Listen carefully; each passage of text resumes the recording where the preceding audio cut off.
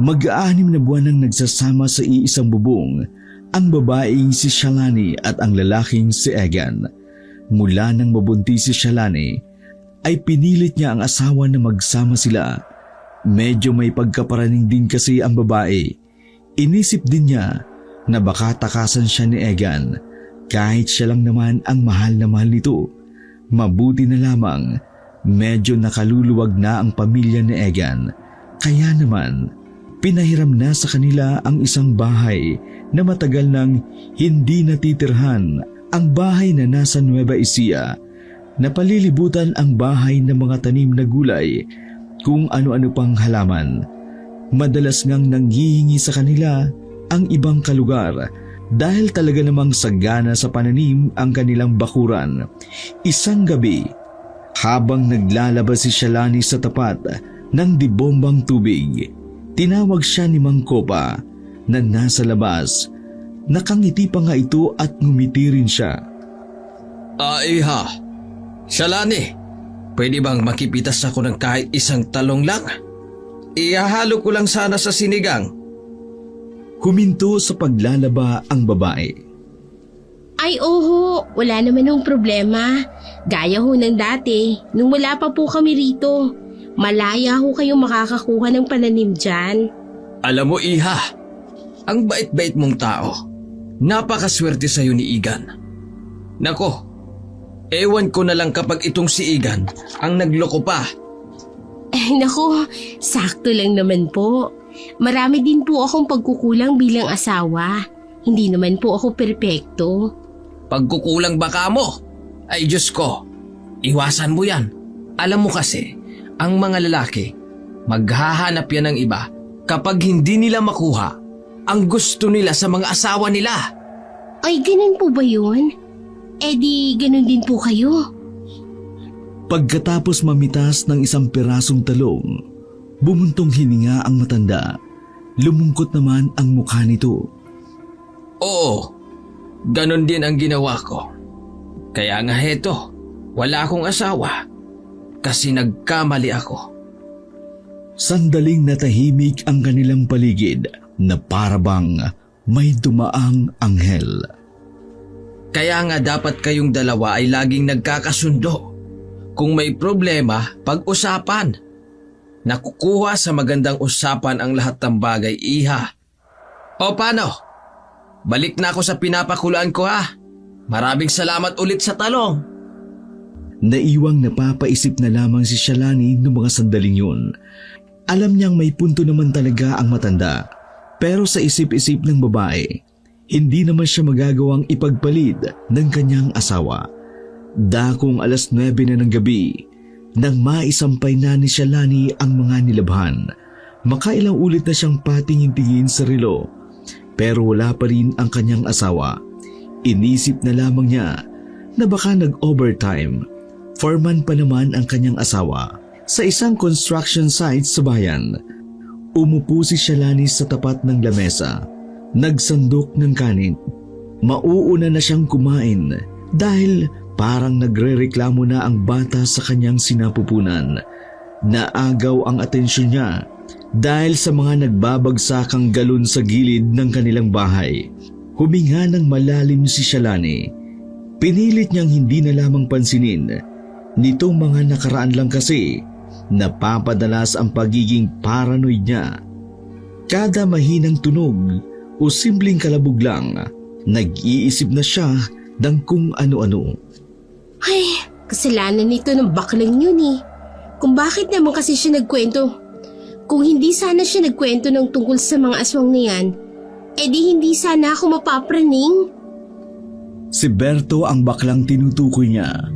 Unang dating pa lang nila sa bahay na yun agad ang naging kaibigan ni Shalani. Mabait at matinong bakla naman si Berto.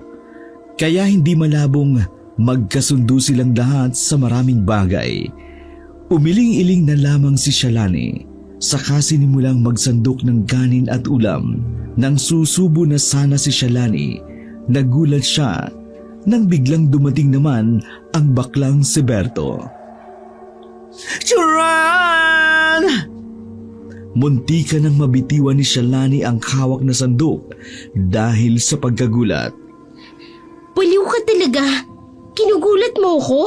Kapag ako nanganak ng mula sa oras, kasalanan mo to Oy, mad na ang Renang Junties. Nakabasis, here lang ako no, para i-giveaway itong dala kong sinigang. Unit sabaw diba para sa baby mo na may kapugiang umaapaw. Inilagay ni Berto ang isang mangkok sa ibabaw ng lamesa. Umupo rin si Berto, kaharap ng babae. Nag-abala ka pa kahit anong oras na. Pero salamat Siguro kung naging lalaki ka, ang swerte na magiging jowa mo. Ang sweet mo Yok! Huwag ka nga mag-thinking ng ganyan sa akin. Standing ovation ng mga balahibo ko. Natawa na lamang si Shalani. Oh, where's Papa Egon? Alone ka lang? Wala pa nga. Nag-overtime na naman siguro sa site. Alam mo naman yun. Siyempre, nagbabatak talaga yun. Kasi 3 buwan na lang, manganganak na ako. Oh, taray. Ang sipag to the max ng knight in shining armor ni Rena John Diaz.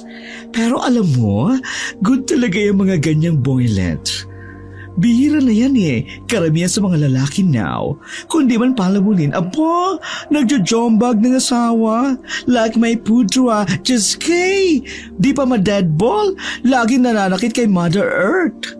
Uy, masama yan Alam mo, kahit hindi natin gusto ang isang tao, dapat hindi tayo nananalangin ng ikakapahamak nila.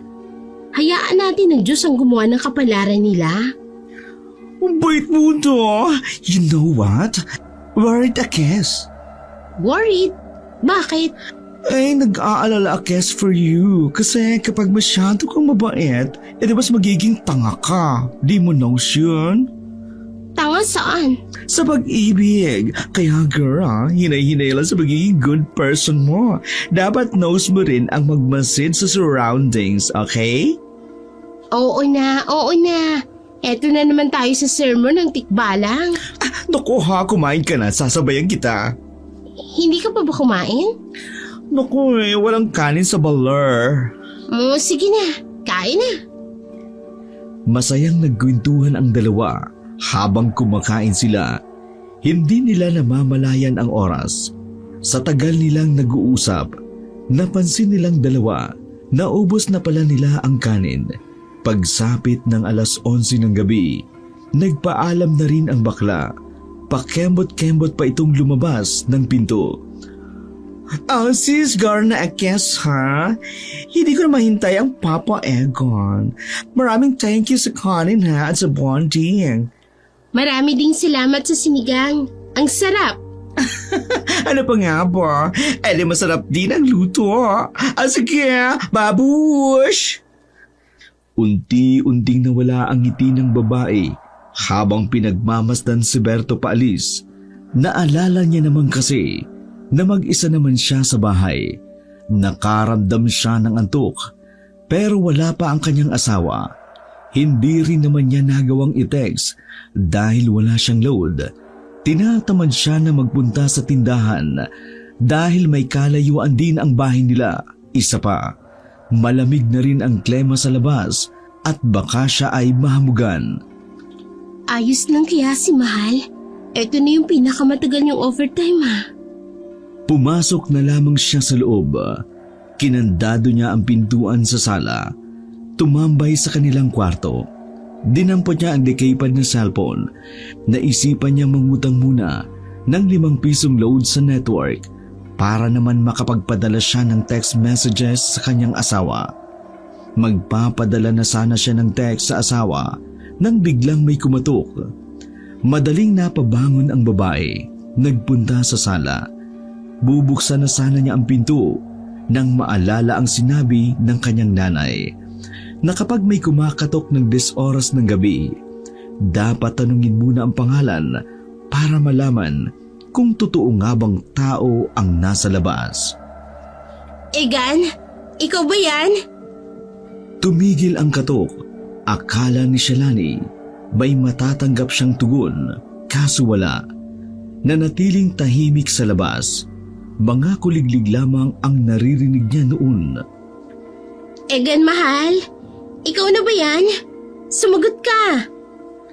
Halos 3 minutong tumagal ang katahimikan. Naramdaman ni Shalani na parabang may naglalakad sa labas. Kaya kutob niya na may kung sino nga ang naroon. Nang mananahimik na si Shalani, bigla namang may kumatok. Palakas ng palakas na kumakatok. Kaya naalarma ang babae. Mahal, hindi ako nakikipagbiroan ha. Papaluin kita ng tubo, sige ka. Nanahimik uli sa labas, pero may narinig si Shalani na parabang tunog ng aso na parang umaangil. Nawala rin iyon agad nang marinig ni Shalani ang katok ng kanyang asawa. Shalani! Buksan mo itong pinto! Ako ito! Nakahinga ng maluwag ang babae. Nagmamadali siyang binuksan ang pinto at bumungad sa kanya ang lalaki na mukhang pagod na pagod. Kararating mo lang ba? Oo, bakit? As in, pagdating mo, kumatok ka agad? Oo nga, bakit ba? Medyo iritado ang lalaki. Hindi alam ni Shalani kung bakit. Kaya naman, hindi niya lang sinabi kung ano ang nangyari. Pumasok ang lalaki at umupo sa tapat ng lamesa. Pagbukas nito ng kaldero, walang laman na kanin. Nagsalubong ang kilay ni Egan. Napahawak na lang sa noo. Bakit ano? Bakit walang kanin? Hindi ka ba nagsaing? Kalmado lang ang boses ng lalaki, pero mahalata ang pagkairita nito. Akala ko kasi hindi ka uuwi ngayon. Kaya hindi na ako nagsaing. Kailan ba ako nag-stay sa site? Tsaka naubos mo ang isang kaldero? Hindi ba makakasama sa bata ang masyadong busog? Umupo na rin si Shalani sa gilid ng lalaki. Hinawakan ang kamay nito. Eh kasi mahal, nandito kanina si Berto. Eh alam mo naman, nagkwentuhan, tsismisan. Parang naging pulutan namin yung kanin kanina eh. Kaya hindi namin namamalayan, naubos na pala namin. Huminga ng malalim si Egan. Sinubukan itong magtimpi, pero hindi na rin ito kinaya. Shalani naman, alam mo naman pagod ako sa trabaho. Sobrang overtime roon kaya wala kaming oras para kumain. Tapos ngayon pag uwi ko rito wala pang pagkain. Ano ba yung bakla na yan? Wala bang bahay yan? Bakit dito pa kumain? Ngayon lang naman siya nakikain. At saka may dala naman siyang ulam kanina. Wala akong pakialam kung ngayon lang o hindi. May dala man siyang ulam o wala. Wala akong pakialam. Ang akin lang, tirahan niyo ako ng kanin kasi gutom ako. Naggambas pa si Egan sa ibabaw ng lamesa. Ikinagulat ni Shalani ang naging kilos ng kanyang asawa. Sa buong buhay niya, hindi niya kailanman nakita ang asawa na maging ganun. Nasanay siyang palaging nakangiti si Egan. Para bang hindi ito marunong magalit noon. Pero iba ng gabi na yun. Sobrang laki ng isyo para sa lalaki ang pagkaubos ng kanin sa kaldero. Eh bakit ba kasi palagi ka nilang overtime? Ako mag-isa lang, walang kasama. Iniisip mo ba na nasa maayos akong lagay? Alam mo naman na bago pa lang tayo rito. Tapos hinahayaan mo lang ako sa gabi na mag-isa. Puro ka trabaho. Kung hindi ako magtatrabaho, anong kakainin natin? Magtrabaho ka, pero hindi yung sobra-sobra na. Kailangan ko rin ang presensya mo. Lalo na sa mga oras na hindi ako komportable. 6 na buwan ang tiyan ko.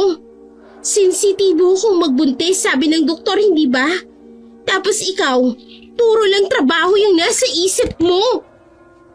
Natameme si Egan sa sinabi ng babae.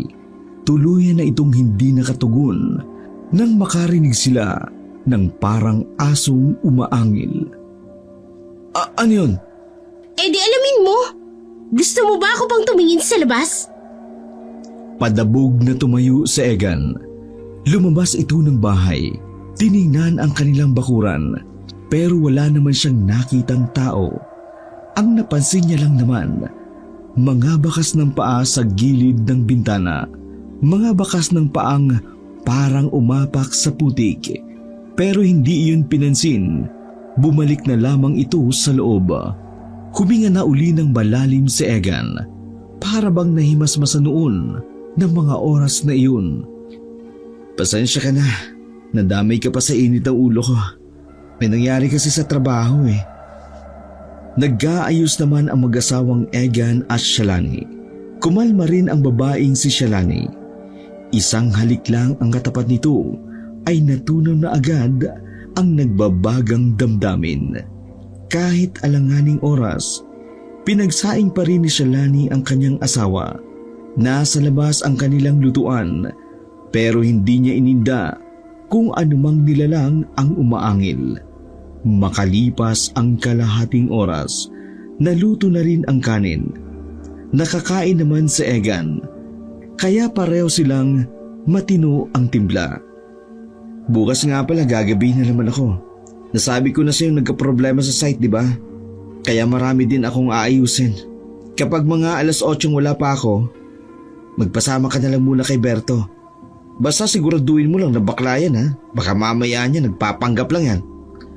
Natawa naman si Shalani habang nakaupo ito sa kanilang kama. Si Egan naman, katatapos lang makapagpalit ng damit. Bakla si Berto, ano ka ba? Naaamoy ng mga babae kapag totoong bakla ang isang lalaki. Naninigurado lang ako ha. Mas magandang sigurado tayo, di ba? Magkukwento pa sana si Shalani tungkol sa kanyang mga werdong nararamdaman nang mapansing nakaidlip na ang lalaki. Naninibago talaga siya sa kanyang asawa. Hindi siya sanay na parabang wala nang pakialam ang lalaki sa kanya. Umiling-iling si Shalani. Pinagpalagay na lamang niya na sadyang pagod lang sa trabaho si Egan. Kinabukasan ng maaga, sabay silang gumising. Nagpakulo ng tubig sa labas si Shalani para ipagtimpla ng kape si Egan. Kaaga-aga ay dumating naman ang matandang si Mang Kopa. Pero sa puntong iyon, may hawak na siya ng plastic, may lamang karne. Huminto ang matanda at biglang kinausap ang babaeng si Shalani na abala sa pagpapakulo. Shalani, halika nga muna. Nagtatakang tumingin ang babae. Maingat itong tumayo at lumapit sa matanda. Mamimitas ho ba kayo ulit? Sige lang ho. Marami pa ho doon. Nako hindi. May gusto lang sana akong itanong sa'yo. Pero pangako mo sa akin ha. Hindi mo ako pag-iisipan na baliw ha. Pilit ng ngiti ang naipakita ni Shalani kay Mang Kopa. Pero ganun pa man, interesado pa rin siyang malaman kung ano ang itatanong sa kanya. Kagabi kasi, galing ako sa kapatid ko sa kabilang istrito. May nakita akong baboy Ramona nang galing sa bakuran ninyo. Matanong ko lang, may nangangaswang ba sa'yo kagabi? Sa tanong na iyon, nagtayuan ang mga balahibo ng babae. Nakaramdam ng panlalamig ang babae. Namamawis ang kanyang magkabilang palad. Hindi siya makasagot dahil sa puntong yun. Para bang nakumpirma niya na rin na hindi nga guni-guni lamang ang kanyang naramdaman. Lalo na kapag mag-isa lamang siya. Ay pasensya ka na kung natakot ka. Nako, hindi mo naman kailangang sagutin. Baka mamaya inormal na baboy lang naman ang nakita ko. O sige na iha, maglalakad na ako. Kailangan ko pa kasing magluto ng sinigang ulit. Nang maglakad na ang matanda palayo, saka naman lumabas ng pinto si Egan. Naramdaman ni Shalani na nasa likuran niya na ang asawa. Bakit kinakausap mo yun? Ha? Ano? Kung kasi nagtanong lang. Huwag mong kakausapin yun ha. Ang sabi ng iba kong kakilala, malas daw yung matanda na yan. Lahat ng kinakausap daw niyan minamalas. Buwe, totoo? Kilala mo si Richard? Yung lagi kong nakakainuman nung wala akong trabaho. Yung asawa niya na aksidente. Buti na nga lang daw hindi na grabe. Nangyari daw yon kasi kinausap na matandang yan yung asawa nun. Dahil lang doon, sasabihin na nilang malas si Mang Kopa? Marami pa kasing taong minamalas. Hindi lang si Richard. Ikaw din umiwas ka ha. Walang masama kung maniniwala tayo. Tapos na ba yung iniinit mo? Nagkakape na ako. Naiwang tulala ang babae. Hindi nito alam kung ano ang unang iisipin. Kung haka-haka bang malas si Mang Kopa o ang aswang na sinasabi ni Mang Kopa. Ginawa ni Shalani ang lahat para alisin sa isip ang bagay na iyon. Itinuon na lamang niya ang atensyon sa pag-aasikaso sa kanyang asawang si Egan. O mahal, ikaw na muna bahala rito ha. Pasensya na, subsob ako sa trabaho. Alam mo naman, kailangan natin ng pera para sa panganganak mo. Tanghali na makapaghanda ang lalaki pagpasok sa trabaho. Ayos lang naman ako dito. Tatawagin ko na lang si Berto. Sige na, alis na ako ha. Baka pahirapan ako makasakay sa bayan. I love you. Ingat. Kumaway ang lalaki sa kanya nang makalabas na iyon ng bakuran. Lintik na yun ah. Walang I love you too. Dahil wala namang gagawin si Shalani noong tanghaling iyon, minabuti niyang magpunta na lamang kina Berto. Magbabaka sakaling naruroon ang bakla para imbitahan sa kanilang bahay. Nakapayong pa si Shalani noong mga oras na yun dahil tirik talaga ang araw. Sa kalagitnaan ng kanyang paglalakad, isang matandang babae ang nakasabay niya. May kapayatan ang babae. Sa palagay ni Shalani, kasing edad lamang yun ng kanyang ina, hindi pa man katandaan. Ngumiti sa kanya ang babae. Ngumiti din naman si Shalani. Napatigil siya nang maramdamang sumipa ang sanggol sa kanyang sinapupunan. Oh, iha, ayos ka lang ba?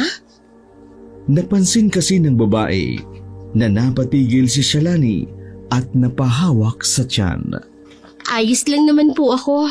Sumipa lang po yung bata.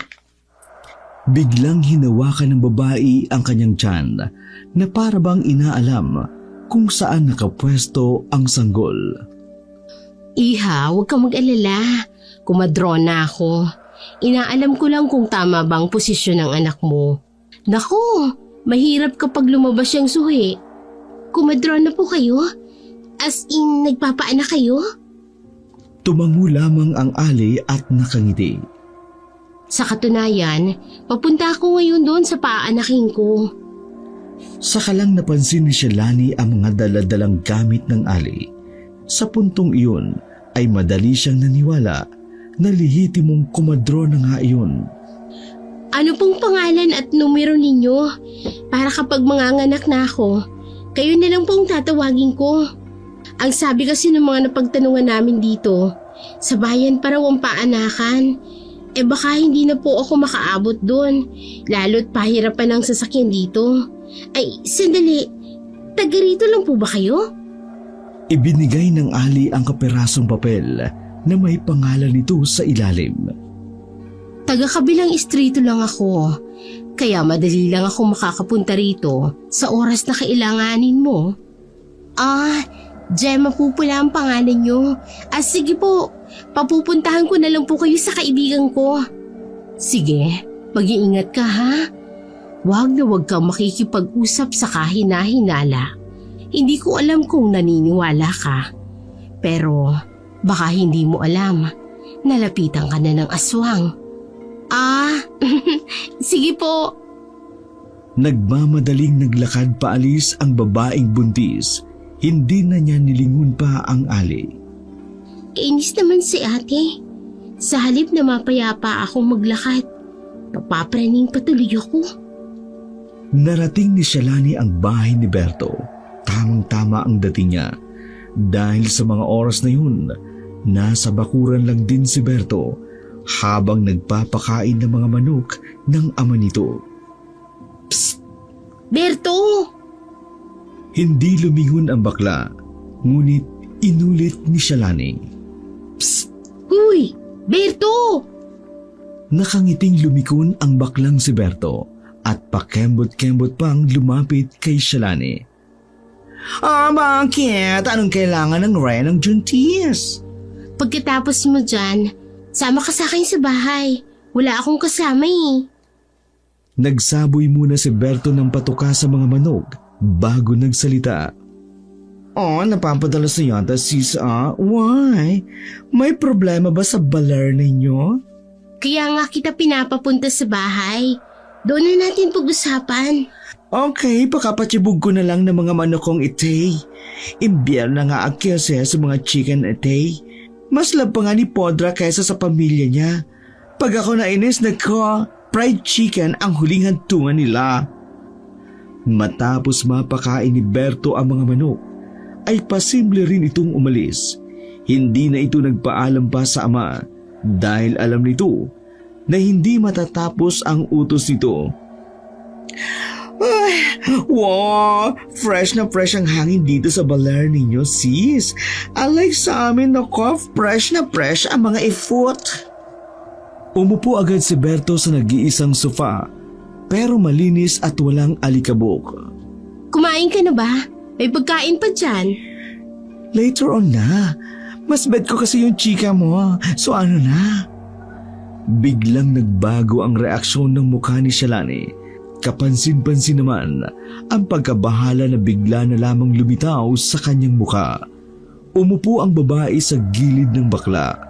Huminga ito ng malalim, saka nagsalita. Bex, naniniwala ka ba sa mga aswang? Nawala ang ngiti sa mukha ng bakla nang marinig ang tanong na iyon. Iba yata kasi ang nasa isip ni Berto. Alex? Aswang? Oo, aswang. Naniniwala ka ba? Alam mo sis, never ako nakasight ng aswang. Pero base kasi sa mga murder case, ang aswang daw ay legit. Pero mas pabibo daw ang mga aswang sa mga darkness na area. Sa area natin na maliwanag, so I don't know if may aswang here sa atin. Kung meron man, baka yung mga kabet na nangangaswang na may asawa na. Bex naman, magseryoso ka nga. Seryoso ako eh. Seryoso Kes. So ituloy mo, sige. Kaya lagi kitang pinapapunta rito. Kasi mapa umaga, tanghali o gabi, may nararamdaman akong kakaiba rito. Alam mo yung parang laging may nakatingin sa'yo. Tapos kapag gabi naman, may naririnig akong parang aso na umaangil. Narinig nga yun ni Egan eh, pero hindi niya lang pinansin. Get song ka na. So, ilaaswang kang juntis ka? Palagi ko, kasi, Napahawak si Shalani sa kanyang tiyan nang bigla iyong sumakit. Ay, Diyos ko Lord, ano? Kegeraw na ba ang bagets mo? Ang sakit ng tiyan ko. Sobra. Buka ka na, Bex. Buka ka na. Catch mo na ang bagets, dali. Catch ko na ang bagets, dali. Hindi pa ako manganganak. Masakit lang. Mas lalong kinabahan ang dalawa nang makita nilang dinudugo na pala ang babae. Hindi ganun kadaming dugo, pero sapat iyon para mabahala si Shalani. Bex, may load ka ba? Tawagan mo nga itong numero na yan. Kinuha ni Berto ang kaperasong papel mula sa babae. Gemma? Sino tong girl na to? Kumadro na yan. Please. Nagmamadaling nagdial ang bakla sa kanyang cellphone, habang si Shalani naman ay sumasakit pa rin ang tiyan. Bax, eto na! Kausapin mo na! Binigay ni Berto ang cellphone kay Shalani. Nabahiran pa nga ng dugo ang cellphone na yun, ngunit wala nang pakialam si Berto. Ang mahalaga na lang sa kanya, malagay sa mabuti ang buntis na kaibigan. Hello? Ako po yung buntis kanina. Pwede po bang pumunta kayo sa bahay ko? I-text ko na lang po ang address. Hindi ko po kabisado eh. Nabitiwan ni Shalani ang cellphone nang bigla namang umatake ang sakit Halos bumaon na ang kuko niya sa braso ni Berto sa sobrang pamimilipit. Wala pang 10 minuto, nakarating kaagad ang kumadronang si Gemma. Nanlaki ang mga mata nitong sinuri ang babaeng buntis. Ay, Diyos ko! Halika, kuya, tulungan mo kung ihiga siya sa lamesa. Pinagtulungan ng dalawa na buhatin si Shalani. Halos mapatid ang ugat ng bakla sa bigat ng babae, habang ang ali naman na si Gemma parang hindi man lang nakaramdam ng bigat. Pakiusap po, iligtas niyo po ang baby ko. Huwag kang mag-alala, Iha. Walang mangyayaring masama sa bata. Ikalma mo ang sarili mo. Mas malalagay sa alanganin ng bata kapag masyado kang stress. May ipinainom na kung anong halaman di umano ang kumadrona kay Shalani. Sa pamamagitan ng halamang gamot na iyon, nawala ang pananakit ng kanyang tiyan. Napigilan din ang pagdurugo. Kahit paano, nakahinga ng maluwag ang babae at ang kaibigan nitong si Berto. Sa ngayon, ligtas na ang bata. Yung ininom mo kanina, pampakapit yun para hindi malaglag ang anak mo. Iha, masaya ng pagbubuntis. Mabuti pa, palagi mo akong tawagin para mabantayan kita. At para na rin maagapan natin ang unti-unting pagbitaw ng sanggol. Nakaramdam ng kaba at kalungkutan ang babae. Kinakabahan siya na baka magalit ang kanyang asawang si Egan sa oras na malaman ang nangyari. Siguradong siya ang masisisi, kaya naman naiyak na lamang ang babae. Hindi niya alam ang kanyang gagawin. Sa mga oras na yun, may nangyayaring hindi maganda sa kanyang anak. Ibig niyo po bang sabihin, anumang oras ay pwedeng mawala sa akin ng anak ko? Masakit mang isipin, pero oo, yun ang katotohanan. Pero kung susundin mo ang mga sasabihin ko sa'yo, makakaiwas ka sa pagkakalaglag ng bata. Lalong naiyak ang babae. Niyakap naman siya ng baklang si Berto. Doong mga sandaling iyon, pakiramdam ni Shalani, wala siyang kwentang ina. Inisip niya na baka pinarurusahan siya ng Diyos dahil sa pagmamadali niyang magsama sila ni Egan. Nang maging maayos na si Shalani, umalis na rin ang kumadronang si Gemma. Naiwan na lamang doon si Berto at si Shalani. Sige na, Berto. Pwede ka nang umuwi. Maraming salamat sa pagsama mo. Haler, ako gagara sa baler? Dito na lang ako at magbabantay ako sa iyo. Nag-aalala ako kasi baka mamaya yun kung ano pa mangyari sa iyo kapag nawala ako dito. Dahan-dahang bumangon si Shalani. Ramdam niya pa rin ang naiwang sakit sa tiyan, pero hindi katulad na nung dati. Sigurado ka ba? Nakakaabala na ako. Naku sus, huwag maya, bakla ka. Para saan ba't naging magsisi tayo? Maraming salamat talaga. Hindi ko talaga alam ang gagawin ko kanina kung wala ka. Umupo si Berto sa tabi niya. Hinaplos ang kanyang pisngi. Day, ingatan mo naman ang sarili mo, ha? Ayoko maging malungkot ka. Alam mo ba kung bakit love na love kita? Kasi sisi talagang turing ko sa iyo. Kapatid, ganar. Kaya mag-iingat ka palagi, ha? Okay? Tumango na lamang ang babae bilang pagsang-ayon. Nakaidlip si Shalani ng mga oras na yun. Hapon na siya nang magising. Sa sala lang siya nakatulog. Wala na si Berto nang bumangon siya.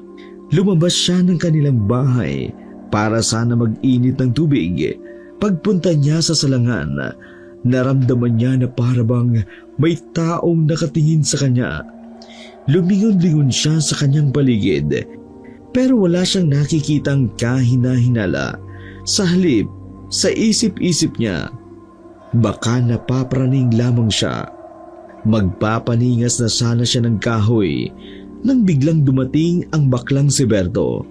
May mga dala itong parang merienda nila, mga pagkain na alam ni Berto na makabubuti kay Shalani at sa bata. Hoy, Reynang Junties! Bakit ka nag-wake up? O Diyos ko, magpahinga ka muna dyan, ha? Inagaw ng bakla ang takore. Inalalayan nito ang babae na makaupo sa mahabang upuan na nasa gilid ng kanilang bahay. Alam mo, konti na lang iisipin ko na sana ikaw na lang ang ama ng anak ko. Napadura si Berto sa narinig. Para sa bakla, kasuklam-suklam at nakakadiri ang ideyang iyon. Diyos ko, Shalani, nakakadiri ka! Napangiti na lamang ng mapait si Shalani. Seryoso kasi ito sa kanyang sinasabi. Mula kasi nang magbuntis ako, pakiramdam ko nagbago na si Ikan. Para bang ang layo na ng loob niya sa akin. Laging walang gana, iritado. Nauunawaan ko naman na pagod siya sa trabaho. Pero paano naman ako? Hindi ba kailangan ko rin naman ang atensyon niya? Bumuntong hininga lamang ang baklang si Berto. Ay nakasisi, na-stress mo naman ang sarili mo dyan. Sabi niya. Sa tingin mo, may babae si Egan? Napalunok ng laway si Berto. Sa katunayan, matagal na rin itong iniisip ang bagay na iyon. Nagdadalawang isip lamang siyang sabihin kay Shalani dahil wala siya sa posisyon. Want mo talaga manos ang opinion, Akes? Tumango si Shalani, pero baka sa mukha nito ang kaba na bigla na lamang nabuo. Alam ko, sis, yung friend ko ganyan na ganyan din ang asawa. Naglamig tapos may babae na pala. Pareho kayong juntis ng friend ko. Hindi ko naman sinasabi gano'n si Papa Egan, ha? Pero yung mga ganyang sign, that's bad sign. Hindi nakapagsalita ang babaeng si Shalani. Mas lalong naguluhan ang babae dahil sa ideyang baka may babae nga ang kanyang asawa. Hindi na tuloy nagkaroon ng kapayapaan ang kanyang utak. Yan na nga bang sinasabi, Ikes eh? Running to the max ka na, no? Kasi naman dapat di mo Akes tinatanong. Mabuti pa, magmeryenda na lang muna tayo, baklang ka. Kinuha ni Berto ang dituping lamesa sa loob. Sabay nilang kinain ang mga pinamili nito. Maraming ikukwento si Berto. Para naman maiba ang iniisip ng babae. Hindi nila namamalayan. Inabot na pala sila ng gabi. Maghapon ang bakla roon, pero parang wala naman itong balak na umuwi. Gagi ka? Anong oras na? Baka hinahanap ka na sa inyo. Kaya nga eh. Pero mag-isa ka na naman dito eh. Worried ako. Ano ka ba? Kaya ko naman. At saka maya-maya nandito na si Egan. Sige na, maraming salamat ha. Okay, babush. Ay, ano yun? Nakarinig kasi sila ng tunog ng baboy. Parang baboy ramo na sumisinghot-singhot. May alaga ba kayong baboy, sis? Ha? Wala. Ano yung peglets na yun? Teka, saan ba yun? Sinundan ng dalawa kung saan nagmumula ang tunog na iyon. Nang malapit na sila sa likod ng bahay, nakula ang tunog. Dito na sinabi ni Shalani ang isang bagay na napagtanto niya. Berto, parang inaaswang na naman yata ako. Inaaswang? Nag-alin? Ni Piggy? Ilang metro na lang ang layo nila sa likod ng bahay. Minabuti ni Shalani na huminto na lamang sila dahil masama na talaga ang kanyang kutob. Naalala ko yung sinabi sa akin ni Mang Kopa. Tinanong niya ako kung inaaswang daw ba ako. Kasi raw, may nakita raw siyang baboy ramo na lumabas mula sa bakuri namin. Ay bongga! Nagiging baboy ramo ng aswang? Oo, ayon sa napagtanungan ko. Nagpapalit-palit daw sila ng anyo. Hindi lang basta baboy ramo, marami pa. Muling narinig nila ang tila baboy ramo na nasa likuran ng bahay. Pero sa pagkakataon na iyon, mas lalo silang kinabahan dahil naririnig nilang umaangil iyon. Parang anumang oras ay lalabas iyon para atakihin sila. Mahigpit lang ang hawak ni Shalani sa braso ni Berto. Takot na takot ang kanyang mukha. Nanlalamig din ang kanyang magkabilang palad. Hoy, Piglets! Aswang ka ba? Huwag kang maging angry ha. Wala kaming doing bad sa'yo. Umalis na lang tayo. Please. Aalis na sana ang dalawa nang biglang dumating ang lalaking si Egan. Kumpara nung gabi, mas maaliwalas ang itsura ng lalaki. Tila ba hindi ito nagtrabaho ng maghapon? Nakapang-alis pa nga ito nang umuwi. Saan kayo pupunta? Mahal mahamog na. Oh, good timing, Papa Egon. There kasi sa back ng house, may something na angry. Ha? Mahal, may naririnig kaming baboy ramo sa likod ng bahay. Parang galit na galit. Feeling ko talaga inaaswang ako. Nagsalubong ang kilay ng lalaki. Halatang nairita agad sa kanyang narinig. Inaaswang? Diyos ko naman, Shalani. Hindi totoo yan. Kung ayaw mong maniwala, edi puntahan mo ron. Umiiling-iling ang lalaki ng maglakad papunta sa likod bahay. Nakita nito ang baboy ramo at casual lang na itinaboy palabas ng kanilang bakuran. Ano? Aswang ka ba? O baboy ramo lang? Baka alaga lang yan ng iba na napadpad rito sa atin. Pero... Shalani naman. Ay, Ses, gura na ako ha. Nandito na si Papa Egon. Sige. Babush! Babush!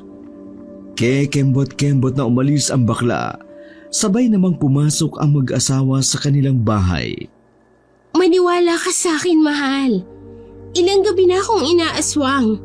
Lagi kong naririnig ang mga kaluskos, kalabog, katok, at yung baboy ramo na yun. Walang ganang umupo si Egan sa sopa nila. Yan ang ibubungad mo sa akin? Wala na bang iba? Bakit ba parang wala ka namang pakialam sa nangyayari sa akin? Kasi naman darating ako na walang pagkain tapos ibubungad mo sa akin ang mga ganyang bagay? Pagod ako. Gusto kong mag-relax at kumain. Tiningnan ni Shalani ang suot ni Egan. Nagtataka siya kung bakit iyon nakapang-alis. Pagod? Talaga lang ha? Bakit nakapang-alis ka? Umayos ng pagkakaupo si Egan. Magsasalita na sana ang lalaki. Nang makita nito ang natitirang dugo sa sofa, doon na kinabahan si Shalani. Alam niya na hindi niya maililihim kung ano ang nangyari. Ano ito, Shalani? Bakit may dugo rito? Hindi makapagsalita ang babae. Tumayo naman si Egan para pumunta sa lagayan nila ng labahan. Nakita ni Egan ang bestida ni Shalani na punong-puno ng dugo. Sabihin mo nga sa akin, nakunan ka ba? Kitang-kita sa mata ni Egan ang nagbabadyang galit. Bumilis din ang tibok ng puso ng babae. Mahal, hindi. Dinugo ako. Pero ayos ng bata. Nakakapit siya. Matatag siya. Napakapabaya mo kasing inay. Alam mo noong buntis ka kung ano-anong ginagawa mo. Daldalan pa kayo ng daldalan na baklang yun. Labas ka pa ng labas. Ayan tuloy yung nangyari sa'yo. Mahal naman. Tigilan mo nga ako. Pumayag ako na magsama agad tayo. Para matigil na ang kapraningan mo. Tapos ganito. Stress ang isusukli mo sa akin. Bakit ayaw mong ingatan ng batang yan? Ako ba talaga ang ama niyan? Malamang. Ikaw lang naman ang asawa ko eh. Ano bang iniisip mo? Kung talagang mahal mo yan, hindi ka naman magpapabaya ng ganyan.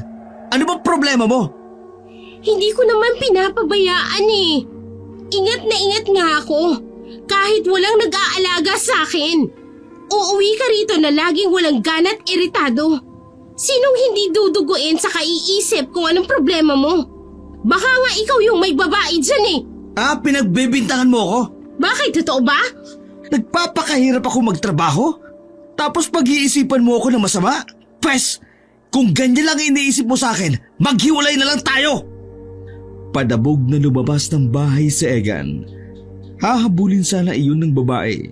Nang bigla naman siyang duguin, napaupo siya sa sahig. Egan! Makirot ang tiyan niya, ngunit pinilit niya pa ring abutin ang cellphone sa lamesa para tawagan ang kumadronang si Gemma.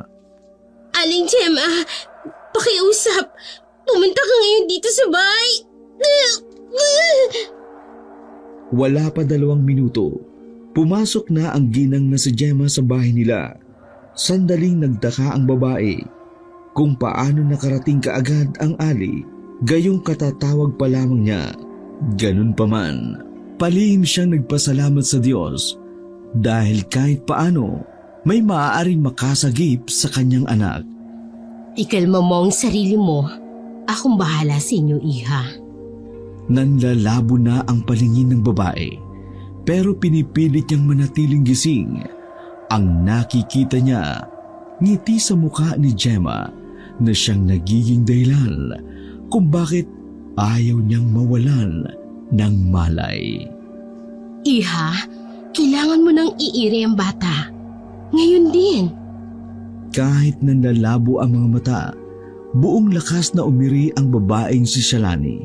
Sa mga sandaling iyon, gusto na lamang niyang ibuhos ang lahat ng kanyang pwersa para makita ang kanyang anak. Ayan, sige pa, iha. Iri mo pa. Hindi talaga maintindihan ni Shalani kung bakit kakaiba ang ngiti ng Ali. Hindi yun dahil sa nararamdamang tuwa. Pakiramdam ni Shalani, iba ang kahulugan noon. Bagay na mas lalong nagdudulot sa kanya ng kaba at pagkabahala. Maraming salamat, iha. Nailabas mo ang anak mo.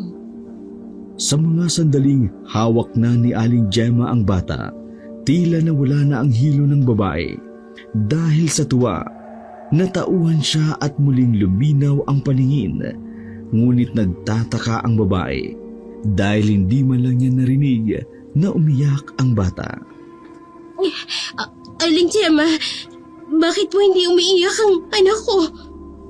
Nakangiting sumagot ang matanda. Masyado pang maaga ang paglabas ng anak mo. Patay na ang anak mo, iha. Otomatikong tumulo ang luha ng babaeng si Shalani.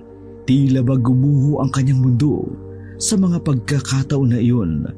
Sobrang sakit na ang nararamdaman niya. Pakiramdam niya ay kasalanan niya ang lahat. Hindi niya maiwasang hindi sisihin ang sarili. Lalo pat alam niya sa mga oras na yun na malalaman iyon ni Egan. Mas lalong hindi siya mapapatawad ng lalaki. Pero ayos lang yun. Ang mahalaga, nandito na siya. Hawak ko. Naguguluhan si Shalani sa sinabi ng Ali. Parang hindi man lang apektado ang kumadrona na patay na ang sanggol. Patingin po ng mukha ng anak ko. Kung may kakayahan lamang si Shalani na makabangon, ginawa na sana niya. Kaso, sobrang nangihina talaga siya. Kamay niya lamang ang kaya niyang igalaw. Iha, maraming salamat. Bakit po kayo nagpapasalamat? Namatayan po ako ng anak. Pero bakit parang ang saya-saya niyo? Hindi sumagot ang Ali. Sa halip, pinakita ni Aling Gemma kung paanong alisin ang mga dugo sa katawan ng sanggol gamit ang dila nito para itong asong dumidila ng buto. Ano pong ginagawa niyo? Pakiusap! Huwag niyong babuyin ang anak ko! Sandaling tumigil ang Ali at nanlilisik ang mga matang tumingin kay Shalani. Sino ba talaga kayo? Kumadrona ba talaga kayo? Muling umiti ng malapad ang ginang. Nakita pa ni Shalani ang mga dumikit na dugo sa malaking ngipin ni Aling Gemma. Salamat. Kasi hindi mo na ako pinahirapan, iha. Matagal ko nang hinihintay ito. Sa wakas, nandito na ang pagkain ko. Biglang nagtayuan ang mga balahibo ng babae. Malagkit at malamig na pawis ang lumabas sa kanyang katawan dahil sa kaba. Namilog ang mga mata ni Shalani. Hindi makapaniwala Sa kanya lamang napagtanto kung ano si Aling Gemma. Nang makita na ni Shalani na namumula na ang mata ng ginang, parang dinurog ang puso ni Shalani nang harap-harapang kinain ni Aling Gemma ang patay na katawan ng sanggol. Parang may bumarang bato sa lalamunan ni Shalani. Gusto niyang sumigaw pero walang lumalabas na boses sa kanyang tinig. Habang halos aatakihin na si Shalani sa puso, sarap naman si Aling Gemma habang inuunti-unti ang sanggol. Para bang normal na karne lamang ang kinakain ng ginang. Sanay na sanay ito, ni hindi malang iyon nandidiri sa dugo na nagkalat sa bibig nito. Huwag kang mag-alala, Iha. Hindi kita sasaktan. Basta ipangako mo lang sa akin na walang makakaalam nito at walang makakaalam na ako'y isang aswang. Naiintindihan mo ba? Pilit na tumango ang babae. Kahit ang totoo, sobrang natatakot na siya. Ipinigit na lamang ni Shalani ang kanyang mga mata. Naramdaman na lamang niya na umalis na ang kumadron ng ginang. Samantalang si Shalani, naiwang nakahilata, tulalang nakatingin sa kesame at umaagos ang kanyang luha. Makalipas ang halos 2 oras, saka lamang unti-unting bumalik ang lakas ni Shalani. Nagawa niyang makabangon, pero hindi siya umalis sa kanyang kinalalagyan. Umupo lamang siya roon at nakatulala. Hindi alintana ang dugo sa sahig at sa kanyang magkabilang binti. Mga ilang sandali lang, bumukas ang pinto. Pumasok ang kanyang asawa na kahit gabing-gabi na, ang bango-bango pa rin. Sa itsura ng lalaki ay parabang ang saya-saya nito na tipong walang problema sa buhay. Linti ka, Shalani! Anong nangyari sa'yo? Nawala agad ang ngiti ng lalaki nang makita ang mga dugo. Hindi naman makasagot si Shalani. Lutang na lutang pa ang kanyang isipan kahit narinig niya si Egan na sumisigaw. Hinawakan ni Egan ang magkabilang balikat ng babae. Inalog-alog ito at galit na nagtanong. Sabihin mo sa akin, nagpalaglag ka ba? Pinalaglag mo ang anak natin! Napaiyak na lamang si Shalani dahil sa tanong na iyon. Ramdam na kasi ng babae na nagbabaga na ang galit ng asawa. Sumagot ka! Anong ginawa mo? Bakit napakaraming dugo rito? At bakit lumiti ang tiyan mo? Huwag mo kong iyakan! Sumagot ka, Shalani! Ngunit sa halip na magsalita, lalo lamang lumakas ang iyak ni Shalani. Napasabunot lamang ng buhok si Egan sa sobrang inis. Alam mo, mabuti na lang hindi pa tayo kasal. Ganito lang palang gagawin mo. Mabuti na lang talaga. May pagkakataon ako para makalaya sa kabaliwan mo. Magmula ngayon, maghiwalay na tayo. Ayoko sa taong pumapatay ng anak. Pinatay mo ang anak natin! Sa unang pagkakataon ng oras na yun, tiningnan lamang ni Shalani ang kanyang asawa. Baka sa mukha ni Egan ang kawalan ng pagmamahal sa kanya. Kahit isang katiting, wala siyang makitang pagmamalasakit kay Egan. Napatungo ang tingin ni Shalani sa liig ng lalaki. Napansin niyang tila may mga tsikinini ito roon. Naamoy niya rin ang pababaing pabango mula sa lalaki. Dahil doon, lalong humagulhol si Shalani. Napapailing naman si Egan at padabog na nag-impakin ng mga gamit. Matagal na ako nagtitiis sa'yo. Ayoko na. Hindi ko na kayang mabuhay pang kasama ang isang baliw na babae. Naglakad si Egan palabas at malakas na isinara ang pinto. Sobrang nasaktan si Shalani sa ikinilos ni Egan. Sobrang layo na kasi nito kumpara sa Egan na minahal niya noon. Halos mabaliw si Shalani sa kaiisip. Tumakbo sa kanyang isipan kung sino ang babae ni Egan. Tumigil ang pagbatak ng kanyang mga luha nang mapagtanto ang isang bagay.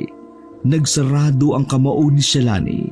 Napalitan ng galit ang kanyang pagginagpis. Kapag nalaman ko kung sinong babae mo, umanta kayo sa akin. Pabulong lang ang pagkakasabi nito ni Shalani. Ngunit madiin at punong-puno ng pagkamuhi at galit. Mabilis na lumakad ang mga oras. Kalmado lang ang kalooban ni Shalani. Sa mga nangyari, mabilis niyang natutunang gawing manhid ang kanyang sarili. Hindi pa man niya tanggap ang nangyari, ang pagkawala ng kanyang anak, ang pakikipaghiwalay ni Egan. Pero dahil sa hinala niyang may babae ang kanyang asawa, nabura ang sakit sa kanyang kalooban. Dahilan para kumilos na lamang siya na parang walang nangyari. 11:00 ng gabi, saka lamang naisip ni Shalani na linisin ang natutuyong dugo sa sahig. Narinig niyang papalapit si Berto dahil alam nito ang mga yabag ng bakla. Hello, I'm back, Renang Juntis. Oh, what the hell? Sisi! Nagulat si Berto nang makitang lumiit ang tiyan ni Shalani. Nakita rin ito ang dugo sa sahig. What happened? Halos iyak na rin ang bakla habang sinusuri ang mukha ni Shalani. Wala nang bata. Inilabas ko siya kanina. Patay na. Kinuha ng aswang. Iniwan ako ni Egan dahil doon. Mag-isa na lang ako. Kasywal at kalmado lang ang pagkasabi ni Shalani. Wala na itong reaksyon sa mukha na parabang napakadali na lang sabihin ang mga bagay na iyon matapos ang mga pangyayari. Ano? Seryoso ka ba, Sisi? Muling sinigurado ni Berto kung totoo bang dugo ang nasa sahig. Pagbalik niya ng tingin kay Shalani, tumulo na ang luha nito habang nakatingin sa malayo. Pero wala pa ring emosyon ang mukha. Ang tanging na lamang nagawa ni Berto, yakapin ang babae. Walang iya! Sana karmahin sila! Huwag ka mag-alala, Sisi. Nandito ang Kes. No, kitang iiwan. Tahimik lang si Shalani. Naging tipid ito na magsalita mula nang mawala ang kanyang anak. Bakas na bakas din sa itsura ng babae ang sobrang stress. Para na itong tumanda ng 5 taon dahil sa itsura nito. Lumapang ka lang, sis, ha? Uuwi muna ako sa Baler.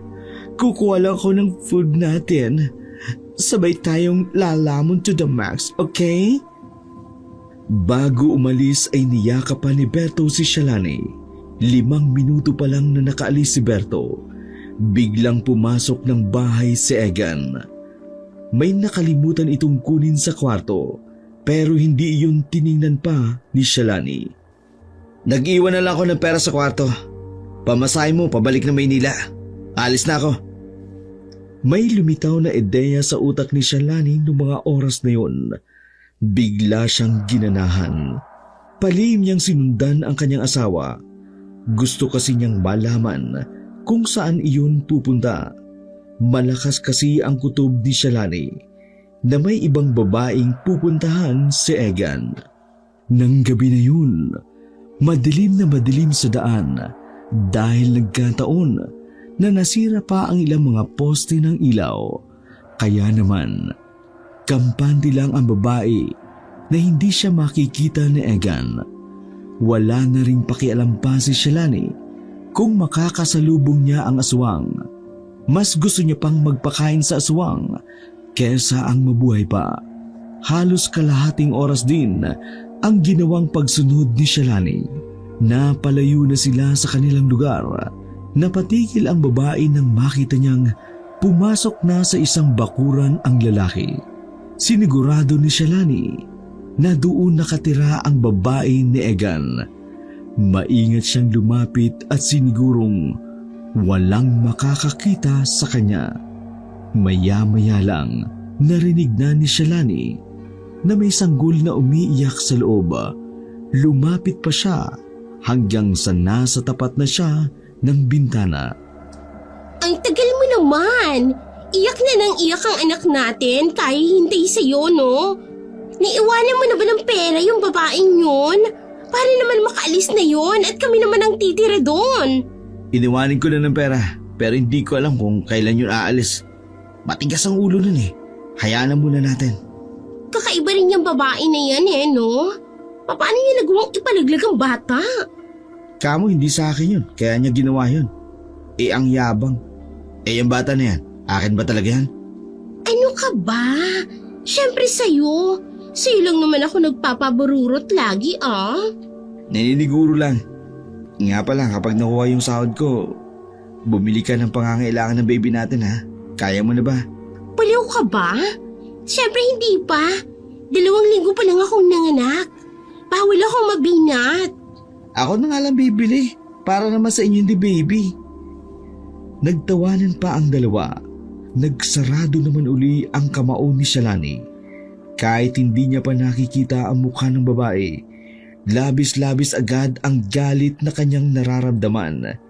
Hindi niya inaakala, bukod sa kanya, may iba pa palang inanakan si Egan. At ang masakla pa, mas nauna pang nabuntis ang babaeng iyon kesa sa kanya. Tumulo naman ang luha ni Shalani, pero dahil iyon sa sobrang galit, sa oras na yun, itinatak niya na sa kanyang sarili na hindi siya papayag na maging masaya ang dalawa. Dapat maging miserable din ang buhay ni Egan, pati na ng babae niya, katulad ng nangyari sa kanya. Walang hiya ka, Egan. Ipinapangako ko. Yan ang huling tawan yung dalawa. Hindi pwedeng ako lang ang mawala ng anak. Hindi pwede. Wala kayong karapatan na maging masaya. Wala. Parang masisiraan ng bait si Shalani noong mga oras na yun. Nakatago lamang siya roon. Halo-halo ang mga pumapasok sa kanyang magulong utak. Bumabalik ang lahat ng mga alaalang masaya na akala niya ay totoo. Yun pala, may iba ring kinasisiyahan si Egan. Umalis na muna si Shalani. Sapat na para sa kanya na malaman ang totoo at ang kanyang hinala. Ipinagpaliban na lamang muna niya ang kanyang binabalak. Ang mahalaga, alam niya na rin kung saan nakatira ang kabit ng kanyang itinuturing na asawa. Mag-aalauna na nang makabalik si Shalani sa kanyang bahay. Natagalan pa ang babae dahil sa bagal nitong maglakad. Pagpasok niya sa bahay, ay naiwan ang mga pagkain sa lamesa na mukhang ang baklang si Berto ang naghanda. Malamig na ang sinigang at kanin. Ilang oras na rin kasi ang nakalilipas. Umupo ang babae sa tapat ng hapagkainan. Biglang dumating si Berto na sobrang stress sa kahanap sa kanya. Magulo ang buhok ng bakla na dati ay tuwid na tuwid. Diyos ko! Saan ka pa gumorang ating ka? Na-stress ng bangs ko. Kapapaint out sa'yo. Kiloko bolo ko. Kala ko ano na nangyari sa'yo. Maluha-luha pa si Berto habang nakatayo sa harapan ni Shalani. Sis Lapard, nandito akits. May kasama ka pa. Sasamahan kita ha. Hanggat maging maayos ka. Kaldag pa sis. Walang susuko. Tumangulang si Shalani at sumandok ng konting sabaw sa sinigang. Maraming salamat sa pagsama mo sa akin, Berto. Habang buhay kong tatanawin na utang na loob, ang lahat ng ginawa mo para sa akin. Kahit parang kailan lang tayo nagkakilala, iba ng impact mo sa buhay ko, no? Pakiramdam ko, Naranasan ko ulit na magkaroon ng kapatid na mas bata pa sa akin. Kaya sana huwag kang susuko ha. May pag-asa pa. Hindi kay Egan umiikot ang mundo mo. Gagawa ka ng bagong mundo na wala ang hayop na yun. Okay? Kumain na tayo. Gutom na ako. Salamat sa sinigang. Naku, mabuti na nga lang. Hindi ka maarte. Sinigang lang kasi ang nose kong iluto. Sabay bang kumain ang dalawa? Naging kasyual at tahimik lang sila. Hindi kagaya ng dati na maingay na nagkukwentuhan sila. Ramdam na ramdam talaga ng baklang si Berto ang malaking pagbabago kay Shalani. Ganun pa man, inintindi na lamang ni Berto iyon para mas mabantayan pa ni Berto ang babae. Minabuti nitong samahan na lamang si Shalani sa pagtulog. Pero dahil sa pagod, agad na nakaidlip ang bakla. Wala itong kamalay-malay na muling lumabas si Shalani. Dakong 3:00 na ng madaling araw. Dala ni Shalani ang cellphone niya. Nagpadala siya ng mensahe kay Aling Gemma. Wala siyang pakialam kung aswang iyon. Wala na siyang kinatatakutan. Patawad, Berto. Pero kailangan ko itong gawin para sa ikatatahimik ko. Lumingon-lingon pa siya sa kanilang bahay bago ito umalis. Malamig na sa daan at may bagyang hamog na rin. Noong mga sandaling iyon ay nilalagnat na rin siya. Pero maging ang sakit ay hindi niya na maramdaman. Para bang nasanay na lamang siya. Kumbaga, hinihintay na lang din ni Shalani kung kailan siya babagsak. Pinuntahan niya ang kinaroroonan ng babae ni Egan. Bukas pa ang ilaw sa loob, pero tahimik ang buong paligid. Dahan-dahan siyang lumapit sa gilid ng bahay. Alam niyang naroroon pa si Egan sa mga oras na yun. Kaya naman, nakaisip siya ng paraan para makapasok. Kumuha siya ng bato at binato niya ang gilid ng bahay. Yero ang dingding noon, kaya maririnig talaga ang kalabog. Mga ilang sandali lang, nakita na ni Shalaning lumabas ang dalawa. Si Egan at ang babae nito, pareho pang nakapangtulog. Pumunta ang dalawa sa gilid ng bahay. Tiningnan kung ano ang nangyari. Habang naruroon sila Egan, desperadang tumakbo si Shalani papasok ng bahay. Wala siyang sinayang na pagkakataon. Nakita niya agad ang sanggol sa duyan. Kinuha niya iyon at dali-daling lumabas uli. Bago siya makaalis, ay pabalik na sila Egan. Nakita siya ng dalawa na noong mga sandaling yun ay natataranta. Hoy! Bitiwan mo anak namin! Ang lakas ng loob mong sabihin na anak mo ito. Samantalang ayaw mo ngang maniwala na anak mo ang dinadala ko. Pinalaglag mo ang bata! Nakunan ako! Nakunan ako dahil sa'yo! Dahil sa kapabayaan mo! Habang nanghihina ako, ikaw naman, masaya sa ibang babae. Nakuha mo ba talaga akong ibahay at anakan kahit nagkaanak ka na sa iba? Kaya pala ayaw mo akong pakasalan kasi taksil ka. Ngayon, tingnan natin kung hanggang saan ang tapang mo! Umilaw ka! Huwag mong idadamay ang batang yan! Wala siyang kinalaman sa kasalanan ko sa'yo! Manluloko na! Manggagamit! Wala kang puso! Hinayaan mo na lang na magdusa ako ng ganito. Kaya hindi ako papayag na magkaroon ka ng pamilya! Sinira mo ang pamilya natin! Sisirain ko rin ang pamilya niyo! Bitiwan mo yung anak ko, bruha ka! Tinapunan ng masamang tingin ni Shalani ang babae. Nakikita pa lang niya ang mukha noon. Nag-aalab na ang kanyang galit. Ikaw, babae! Gusto kong maramdaman mo kung anong eksaktong naramdaman ko nang mawalan ako ng anak. Itong baby mo, ibibigay ko ito sa aswang, kagaya ng nangyari sa namatay kong anak.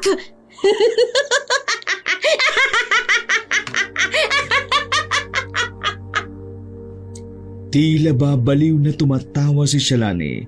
Maging si Egan ay kinilabutan na rin. Shalani, nakikiusap ako sa'yo! Bitiwan mo ang bata! Subukan mo lumapit. May dala akong patalim. Sige! Huminto si Egan. Naiyak na lamang ang babae. Tila naputol ang sungay ng kabid. At nagawa nitong lumuhod sa harapan ni Shalani. Hindi niyo ako makukuha sa iyak at pagluhod. Dahil wala na rin namang may pakialam sa akin. Noon ako ang umiiyak. Diba, Egan? Shalani, makinig ka sa akin. Oo, niloko kita. Pero kasi, ikaw naman ang nagpumilit sa akin na magsama tayo, di ba? Nagpabuntis ka sa akin nung malaman mong ayoko sa'yo. Tinali mo ko at pinarsa mo ko magsama tayo. Shalani, kasalanan mo rin ang lahat, di ba? Hindi hahantong sa ganito ang lahat ko. Manahimik ka! Ikaw lang ang may kasalanan ng lahat ng ito at hindi ako! Kung una pa lang ay hindi ka nagloko, hindi ako magkakaganito! Unti-unti nang umatras si Shalani. Subukan niyong sumunod! Masasaktan tong hawak ko! Sige! Napatigil si Egan at ang babae. Gustuhin man ng mga ito na kunin ang sanggol, ngunit natatakot din sila sa kutsilyong hawak ni Shalani. Wala silang nagawa, kundi hayaan na lamang na makaalis ang babae. Samantala, sa kalagitnaan ng kagubatan ay bitbit ni Shalani ang batang iyak ng iyak. Mabilis ang ginagawang pagtakbo ni Shalani. Wala siyang nararamdamang pagod. Kahit ilang beses na siyang nakatapak ng matutulis, hindi niya nararamdaman ang sakit. Nang makalayo na siya, huminto si Shalani sa gilid ng ilog. Kinarga at pinatahan niya ang sanggol na nahimik naman din kaagad ang bata. Ang malas mong bata ka. Si Egan pang naging tatay mo. Humalakhak ng tawa ang babae. Naghahari ang tinig niya sa buong ilog. Kung may makakakita lamang sa kanya ng mga oras na yun, iisipin na isa siyang baliw. Pero kung tutuusin, ganun na rin lang naman ang kahantungan ni Shalani. Hindi na ito ang dating masayahin, palatawa, mahiyain at mainhin. Isa nang patapon na Shalani ang kanyang bersyon. Maya-maya pa'y nakaisip na si Shalani na maglakad uli. Pupuntahan niya ang lugar na sinabi niya kay Aling Gemma. 4:30 nang makarating siya sa bahay. Abandonadong daan iyon, kaya wala nang makakakita pa roon. Umupo si Shalani sa gilid. Hinawakan pa niya ang mga ugat na gumagapang sa semento. Ang tagal naman ng ali na yon. Paglingon niya sa paligid, nakita niya si Aling Gemma. Nagugulan pa ang ali kung bakit may dalang sanggol ang buntis na biniktima niya. Di ba patay gutom ka? Eto, pagkain. Normal lang ang pakikipag-usap ni Shalani na parabang hindi nito alam na aswang si Aling Gemma. Nakipagkita ka sa akin para ibigay at ipakain lang sa akin ang sanggol na yan? May naiisip ka pa bang ibang dahilan? Kaninong anak yan? Kanino mo yang kinuha? Anak yan ang asawa ko, pero sa ibang babae. Agad na kinuha ng ali ang sanggol. Inamoy-amoy niya iyon. Muling lumapad ang ngiti ng ali. Lumitaw naman ang malalaki nitong ngipin. Gumaganti ka sa kanila. Ganun ba? Oo. Ang bango-bango ng batang ito. Sa palagay ko ay magtatatlong linggo pa lang ito. Sobrang linis at sariwang-sariwa pa. Sandali, anong gusto mong kapalit? Gusto mo kong mamatay kasi kinain ko ang anak mo? Umiling lang si Shalani. Gusto kong isunod mo ang babae ng asawa ko. Ayokong mamuhay silang magkasama. Tumawa ang ali ng malakas. Halakhak. na hindi napigilan ni Shalani na mapatawa na lang din. Ngunit natigil ang pagtawa ni Shalani nang mapansing tila nagbagong anyo si Aling Gemma. Maraming salamat sa napakasarap na umagahan. Pangako, susuklian ko itong ginawa mo. Naglakad palayo ang matanda, dala-dala ang sanggol na iyak ng iyak. Napahiga na lamang si Shalani sa semento. Nakatingin siya sa kalangitan, sa mga bituin. Sinabi niya sa mga iyon na kahit kailan, hindi siya magsisisi sa kanyang ginawa. Kalaunan, nakatulog na lang si Shalani. Tinatamaan na si Shalani ng araw. Nang ibulat niya ang kanyang mga mata, tumayo siyang naglalakad. Malapit lang ang tulay sa kanilang lugar, kaya ilang minuto lang, nakauwi na rin siya sa kanila. Pagdating niya roon, nakaabang na si Berto. Mukhang hindi rin iyon nakatulog ng maayos. Ay, naku sis, nangyari? Bakit ganyan ang ayos ng fest mo? Ha? Ano nangyari? Tulala ang babae at sumilay na lang ang galit sa mukha nito. Nagtaka naman si Berto sa mga sandaling yun. Naiintindihan agad ng bakla na hindi normal ang kanyang kaibigang si Shalani. Oh, Diyos ko, bakit ganiti? Oh Lord, mabait na person naman ang babaeng iti. Why here? Bakit hindi na lamang sa Eka? Lamasama at walang manners. Kaibigan ko pa. Naiyak na lamang si Berto habang yakap si Shalani. Tumawa-tawa na lamang ng mahina. Pinapasok na lang muna ni Berto ang babae. Binihisan nito si Shalani para magmukhang tao uli. Kaso nga lang, biglang may dumating ng mga pulis. Hinanap si Shalani kasama ng mga pulis si Egan at ang babae. Sir, ang babaeng yan ang tumangay sa anak namin! Baliw yan! Walang ano-ano'y dinakip si Shalani. Nakulong si Shalani sa salang kidnapping. Pero kahit na anong gawin ni Egan, hindi na rin maibabalik ang nawawala nilang anak ng babae niya. Makalipas ang isang buwan, naging regular ang pagdalaw ni Beto kay Shalani. Mula nang mailipat ang babae sa mental hospital, mas dumalas na ang pagpunta ni Berto dahil mas malapit lang iyon sa kanilang barangay. Sis, kumusta ka na Lite? Kumakain ka ba ng maayos?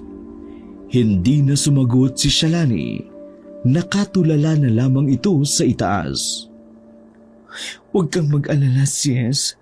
Kapag magaling ka na, haharapin nating magkasama ang hamon. Pagaling ka, ha? Nang matapos na ang oras ng pagdalaw, napabuntong hininga na lamang si Berto. Minabuti niyang hindi na lang sabihin ang nangyari sa babae ni Egan. Walang kaalam-alam si Shalani na pinatay na pala ng aswang ang kabit ng dati niyang asawa.